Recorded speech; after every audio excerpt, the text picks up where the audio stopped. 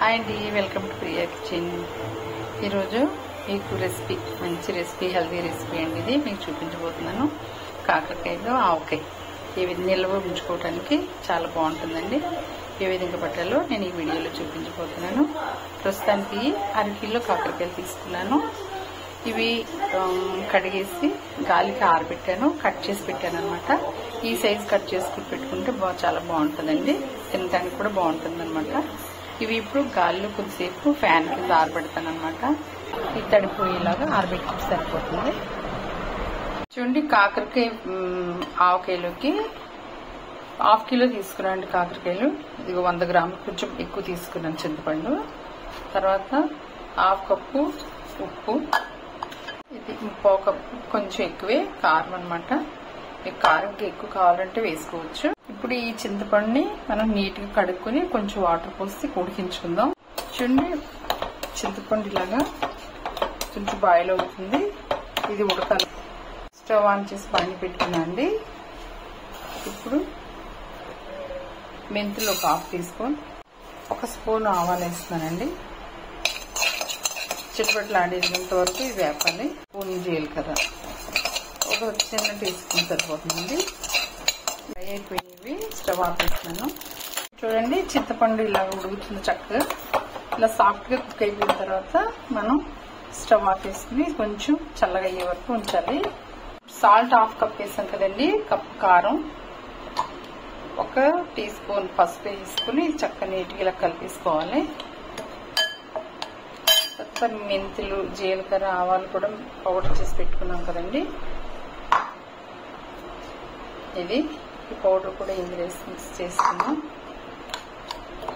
15 వెల్లుల్లి రెమ్మలు ఇలాగా కొంచెం కచ్చపిచ్చ మిక్సీ పెట్టుకుని వేసి కలిపేస్తున్నానండి దీన్ని. ఇప్పుడు స్టవ్ ఆన్ చేసి బాణీ పెట్టి ఆయిల్ పోసుకున్నాండి. ఇప్పుడు మనం కాకరకాయలు ఆరబెట్టి పెట్టుకున్న ముక్కల్ని ఇందులో వేసి ఫ్రై చేసుకున్నాం. నేను 350 గ్రాములకు కొంచెం ఎక్కువ వేసాను ఆయిల్. చక్కగా ఫ్రై చేసుకోవాలండి. చూడండి, ఇలా చక్కగా ఫ్రై అయినాయి. ఇలా ఫ్రై అయితే సరిపోతుంది అనమాట. ఇది 2 ఆయిల్ కింద వేస్తున్నాను నేను. చూడండి, ఫ్రై అయిపోయినాయి. ఇప్పుడు నేను ఇది తీసేస్తున్నాను ఒక బౌల్లోకి. ఇప్పుడు ఫ్రై చేసి పెట్టుకున్న కాకరకాయ ముక్కల్ని ఈ కారంలో వేసి చక్కగా కలుపుకున్నాను. ఇలా ఉప్పు, కారం ఇవన్నీ కలిసేలాగా చక్కగా కలుపుకోవాలి. ఇప్పుడు మనం ఉడకబెట్టి పెట్టుకుని చింతపండు చల్లగా అయిపోయిందండి. ఇది ఇలా మిక్సీలో వేసి మిక్సీ పట్టేస్తుంది. ఆల్రెడీ వేసి పెట్టుకున్న ఆయిల్లో చూడండి, కొంచెం మెంతులు, కొంచెం ఆవాలు, కొద్దిగా జీలకర్ర వేసి తర్వాత ఒక 5-6 వెల్లుల్లి రెబ్బలు వేసుకొని దీనిలో ఫ్రై చేసుకోవాలండి. ఒక 3 ఎండుమిరపకాయలు కూడా వేస్తున్నాను తాలింపుకి. కొంచెం కరివేపాకు. చూడండి, ఇవంతా చక్కగా ఫ్రై అయిపోయింది కదా. ఇప్పుడు మనం మిక్సీ పట్టించుకున్న ఈ చింతపండు గుజ్జుని ఇందులో వేసుకోవాలి. ఇందులోనే కొంచెం బెల్లం, ఒక స్పూన్ మేర, 2 స్పూన్లు బెల్లం కూడా వేసుకుని ఇలా ఫ్రై చేసుకోవాలండి. ఇందులో కాస్తంత ఇంగు కూడా వేసుకుంటానండి. నాకు అసలు ఇంగు ఎందుకో నచ్చదు, అందుకే ఎక్కువ నేను వంటలు ఇంగు వాడను అనమాట. చూడండి, చింతపండు గుజ్జు చక్కగా ఉడికిపోయింది. కొంచెం ఆయిల్ బయటకి వెళ్తుంది చక్కగా. దీనికి ఇప్పుడు స్టవ్ వేసుకుని చల్లారించుకోవాలి. ఇప్పుడు ఇది చింతపండు ఫ్రై అయిపోయి చల్లగా అయిపోయింది.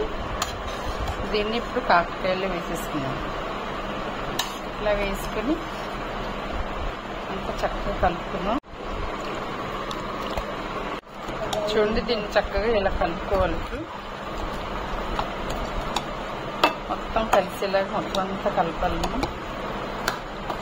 కలిసిపోయింది, కానీ కొంచెం కారం తక్కువ అనిపిస్తుంది నాకు. అంటే కొంచెం ఎక్కువ కారం తింటామండి, గోదావరి వాళ్ళం కదా.